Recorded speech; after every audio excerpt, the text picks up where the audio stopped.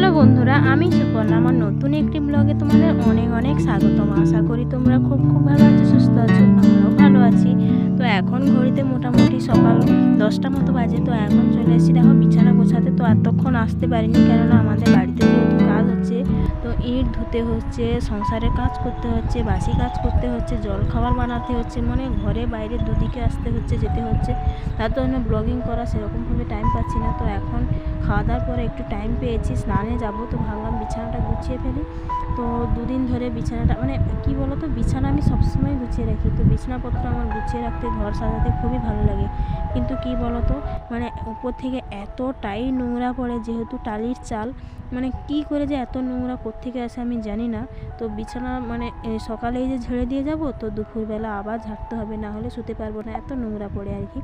তো বিছানাটাকে আমি গুছিয়ে ফেললাম, গুছিয়ে ফেলতে এসেছি এখন। আর এই যে দেখো পর্দাগুলো, তো এই জানালাটা দেখতে পাচ্ছ যে ইট দিয়ে ঘেরা। তো কেন বলো তো, এই ঘরটা তো আমাদের নয়, অন্যের বাড়িতে আছি।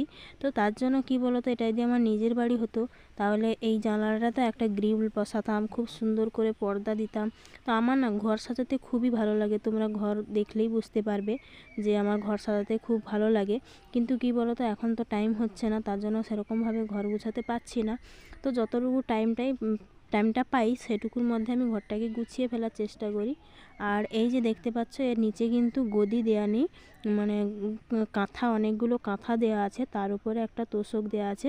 তো তার উপরেই আমরা এভাবে শুয়ে থাকি, কেননা মানে গদি কেনার এখনও সামর্থ্য হয়ে ওঠেনি, তাই জন্য। তো যখন আমাদের সময় আসবে, তখন ঠিক গদি কিনবো, বা অনেক অনেক স্বপ্ন পূরণ করব। আমাদের নিজেদের বাড়ি যখন হয়ে যাবে, তখন নিজের মতো করে সাজাবো। এই ঘরে না মানে কি বলো তো, চারিদিকে তো পুরো মানে অন্ধকার, ত্রিপল দিয়ে ঘোরা, কোনো বাইর নেই, উঠান নেই, মানে খুবই কষ্ট হয়, খুবই কষ্ট হয়। মানে নিজেদের বাড়ি হলে খুবই, মানে কি বলো তো, নিজের মতো করে সাজাতে গুছাতে খুবই ভালো লাগে। অন্যের বাড়িতে কি সেরকমভাবে পারা যায়? তবুও কি বলো তো, আমি না একদমই এলোমেলো করে থাকতে পারি না।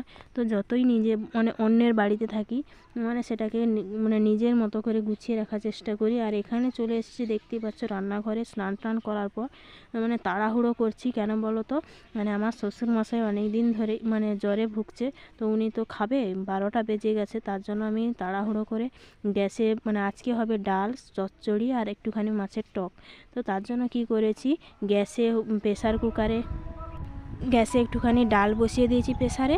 আর এখানে দেখো এই ছোটো মাছগুলো মা ধরে এনেছে, টক রান্না করবে। তো আমি জিজ্ঞাসা করলাম একটুখানি কি মানে চচ্চড়ির যে এই মাছগুলো দেবো? তো বললো হ্যাঁ দিয়ে দাও কম করে। তো তার জন্য দেখো দিয়ে দিলাম। আর ঝটপট করে তাড়াহুড়ো করে রান্না করছি।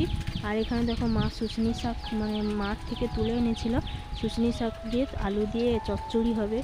কারা কারা আমাদের মতো শুশনি শাকের ভাজা চচ্চড়ি খেতে ভালোবাসো, অবশ্যই কমেন্ট করে জানিও। আমাদের তো ভাজাও হয়, চচ্চড়ি খেতে খুবই ভালো লাগে, মাছের মাথা দিয়ে বিশেষ করে। তো মাছের মাথা তো নেই, চুনো মাছ দিয়ে, ছোটো মাছ দিয়েই চচ্চড়িটা রান্না করছি।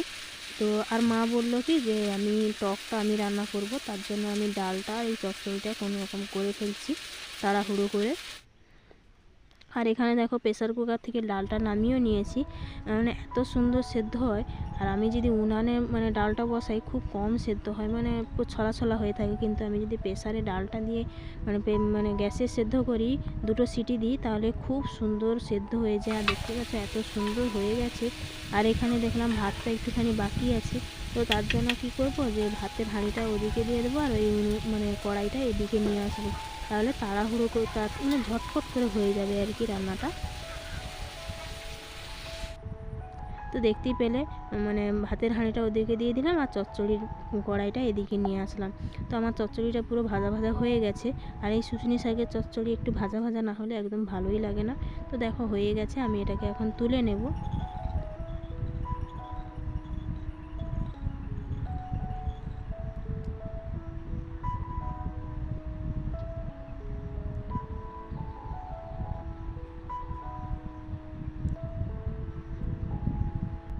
তো বন্ধুরা, রান্না করতে করতে তোমাদের সঙ্গে একটা কথা শেয়ার করি। তো বাড়ি নিয়ে অনেক কথাই তোমাদের সঙ্গে শেয়ার করলাম। কি বলো তো, তোমরাই বলো যে নিজের বাড়ি না থাকলে কতটা কষ্ট হয়, মানে অন্যের বাড়িতে থাকলে তবুও এখানে কি বলো তো, এটা যতই অন্যের বাড়িতে থাকি কি বলো তো, মানে সেরকমভাবে কেউ নেই, তো আমরাই শুধু আছি, তার জন্য সেরকমভাবে কোনো কষ্ট হচ্ছে না। যাই হোক তবুও মানে কি বলো তো, নিজের বাড়ি নিজের বাড়িই হয়, তাই না? তো কথা বলতে বলতে বন্ধুরা দেখতেই পাচ্ছ এখানে ডালটা আমার হয়ে গেছে। আর কি জানো তো বন্ধুরা, এই বাড়ি যখন করতে পারছিলাম না, এই অন্যের বাড়িতে এসে উঠেছিলাম, তখন অনেকের কাছে অনেক কথা শুনতে হয়েছে, অনেক কথা, যে আমরা নাকি কোনো দিনও বাড়ি তৈরি করতে পারবো না, আমরা এই বাড়িতেই অন্যের বাড়িতেই থেকে যাব, আমরা কোনো দিনও উঠে যাব না, এই জায়গাটা আমরা নিয়ে নেব। মানে অনেকের অনেক মুখে অনেক কথা শুনেছি। অবশেষে মানে আমাদের বাড়ি হচ্ছে, এটা ভেবে মানে কত যে আনন্দ হচ্ছে, আর কবে যে ওই বাড়িটা হবে, আর কবে যে ওই নতুন বাড়িতে গিয়ে উঠবো, মানে সেটাই শুধু দিন গুনছি। মানে মাথার মধ্যে একটাই চিন্তা ঘোরে যে মানে কবে বাড়িটার মধ্যে যাব, কবে আমাদের বাড়িটা হবে, কবে আমরা বাড়িটা সাজাতে পারবো, মনের মতন করে সাজিয়ে বা ঘর বাড়ি তৈরি করতে পারবো, এটাই শুধু সারাক্ষণ মাথার মধ্যে ঘোরে। তো আমার কি ইচ্ছা জানো তো বন্ধুরা, যে আমি আমার নিজের মতো করে মানে ঘরটাকে সাজাবো। আমি ঘর সাজাতে খুব খুব ভালোবাসি, খুব মানে কি বলো তো, আসবাবপত্র দিয়ে ঘর কালার করে মানে এত সুন্দরভাবে আমি ঘরটাকে সাজাতে চাই। তো বন্ধুরা তোমরা পাশে থেকো, আশা করি অবশ্যই আমি একদিন পারবো। বলতে বলতে দেখো আমার রান্না হয়ে গেছে, ওদিকে ভাতের হাঁড়িটাও প্রায় হয়ে এসেছে। মা বলল আমি রান্না করব টকটা, তো বললাম তো করো, আমি যাই, প্রচণ্ড গরম, তার জন্য আমি ভাতের হাঁড়িটা আমি উপুর করে দিয়ে তারপর আমি চলে গেলাম বাসনপত্রগুলো ধুতে। যেই বাসনগুলো আমি রান্না করেছিলাম, মানে অনেক বাসন বেড়েছে, তো ওগুলো যাব পুকুর ঘাটে ধুতে। তো চলো পুকুর ঘাটে চলে যাই। তো বন্ধুরা দেখতেই পাচ্ছ পুকুর ঘাটে চলে আসলাম এখন।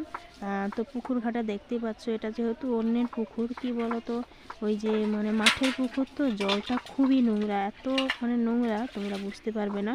তো আমি যে বাসনপত্রগুলো ধুয়ে তারপর উপরে নিয়ে গিয়ে কলের জল দিয়ে ধুয়ে তারপরে ঘরের মধ্যে নিয়ে যাই, এতটাই নোংরা জল।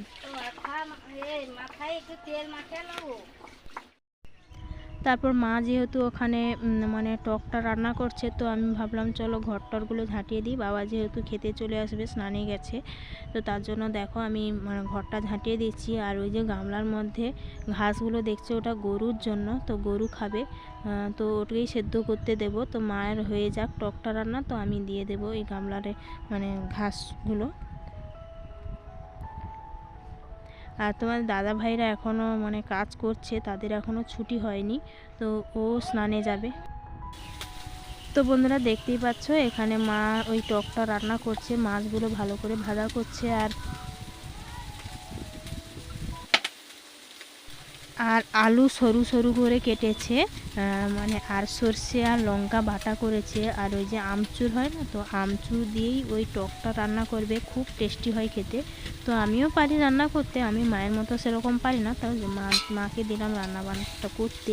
তো মা দেখো ভালো করে রান্না বান্না করছে এখন। হ্যালো বন্ধুরা, তো দেখো দুপুরে খাওয়া দাওয়ার পর এখন এসছি এই যে এখানটাতে বসতে, কেননা ঘরের ভিতরে এতটাই গরম যে এখানে এসেছি। মা মেয়ে বসেছিলাম, মেয়ে চলে গেছে একটুখানি। আর এখানে এতটাই সুন্দর হাওয়া, পেছনে দেখতেই পাচ্ছেন পুকুর, এতটাই সুন্দর হাওয়া যে মানে ফ্যানের হাওয়াকে হার মানাবে। আর এটা তো আমাদের গোয়াল ঘর, আর এই যে আমাদের গরু সুন্দরী, তো ওর কাছেই বসে আছি আর হাওয়া খাচ্ছি। তো চলো পরে দেখা হচ্ছে তোমাদের সঙ্গে।